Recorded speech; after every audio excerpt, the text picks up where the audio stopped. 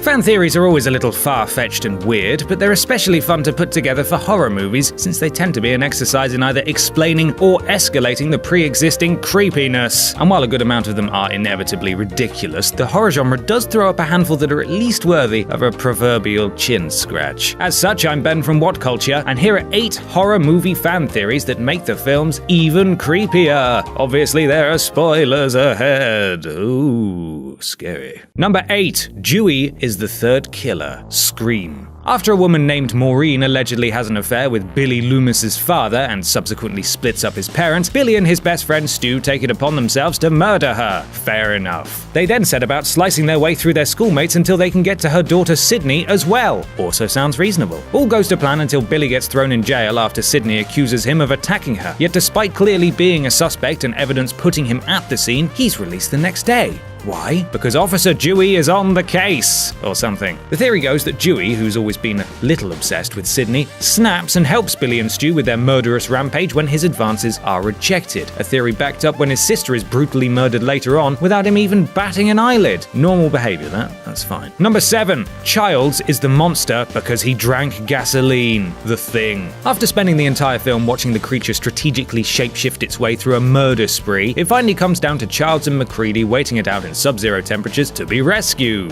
To pass the time, they share a bottle of scotch. Or is it scotch? Having just watched MacReady make Molotov cocktails using the same type of bottle he hands Childs, it's possible that MacReady was testing his pal to see if he's actually hanging out with the Thing. Childs, the intergalactic homicidal space alien, has no reference point for taste and happily slurps it down. Plus, as soon as Childs takes a drink from the bottle, the music score rises again. Throughout the film, the score is the telltale cue for unpleasantness. Number 6. The boy is sacrificed to save everyone else. The Mist. Stephen King's The Mist is actually rather straightforward. A group of people, including our main protagonist David, are stuck inside a grocery store after a thick mist envelops everything around them. And as if that wasn't enough, a squid-like creature then starts picking them off one by one. Typical. As tensions grow, one of the more unhinged occupants of the store concludes that God requires a sacrifice to save them from the evil surrounding them, and picks out David's son as the sacrificial lamb. Typical. When she then tries to make that happen, David kills her for being so unreasonable. Typical. Except maybe she was onto something. After everyone decides that survival is futile, David shoots them all, including his own son. Oh, typical. But immediately after he does this, the fog lifts and the military comes to rescue the survivors. Typical. Would killing his son have resolved things sooner?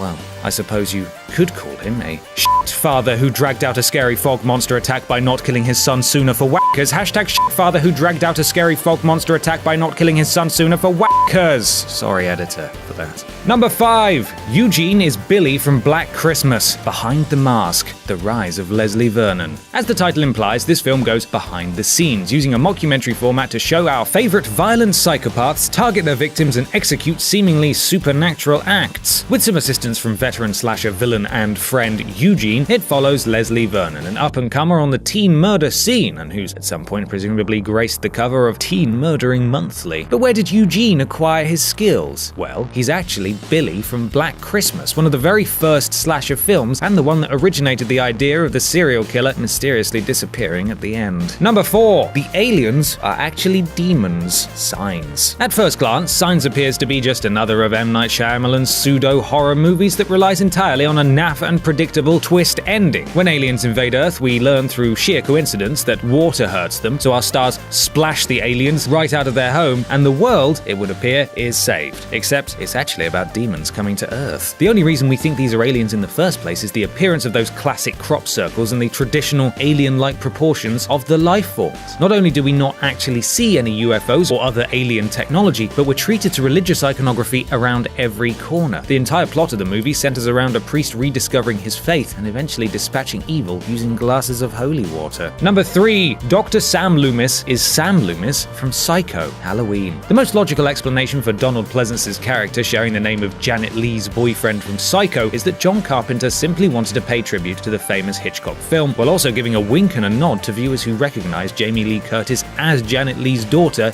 in real life. But what if it goes beyond that? What if Dr. Loomis actually is the same Sam Loomis from Psycho? At the end of Psycho, Loomis catches Norman Bates and turns him over to the authorities, but not before his girlfriend is murdered. There's no doubt he would be emotionally scarred for life, but why not use these horrible experiences for good? Specifically, by working towards a doctorate in child psychology to prevent this happening again in the future. One of his first patients, it transpires, was 6-year-old Michael Myers. Once again, finding himself in a dire situation full of murder, Loomis spends multiple films tracking him as a way to put some of his own personal demons to rest, and to try righting some of those wrongs that occurred back in Arizona. Number 2. The Cannibal Family consists of traumatized police officers. The Texas Chainsaw Massacre. Easily the most far-fetched theory on this list, it's also one of the most utterly fascinating to think about. It's relatively well known by now that the basic idea of Leatherface was modeled on the infamous Ed Gein, but one theory suggests that the connection goes deeper than that. You see, while investigating the gruesome scene at Gein's house, which contained an outrageous number of stray body parts, the officers were utterly traumatized by what they saw. Eventually, crossing the line from traumatized to completely insane, they take up residence in Gein's rundown home and decide they're going to project that same mental anguish onto anyone who dares bother them, essentially recreating aspects of those murders from years back, becoming the Cannibal Family from the film. It would certainly help explain why they never seem to get caught. Number 1. He's experiencing purgatory in real time. Jacob's Ladder. Even audiences had trouble figuring out how much of the film is supposed to be real and how much of it is merely a hallucination or illusion, but the most common thread that runs through Tim Robbins' character is actually experiencing the effects of purgatory throughout the film, and has, in fact, been in this intermediate state since he died in Vietnam. Not ready to let go of this plane of existence, he wanders through purgatory until the very end of the film, where he's finally led into a bright light by his dead son. In the final scene, military doctors declare him dead and comment on how peaceful he looks. This is a pretty concrete bit of evidence that he died during Vietnam, though this theory maintains that the film actually happens in real time. Chalk it up to time passing faster in purgatory than it does on a physical plane, because despite 6 years passing in the story, his character experienced it all in a couple of hours. And that's our list. Are there any theories we missed off? Let us know in the comments below, and don't forget to like, share, and subscribe. You can even follow me here on Twitter if you're a fan player. I'm Ben from What Culture, and thanks for watching.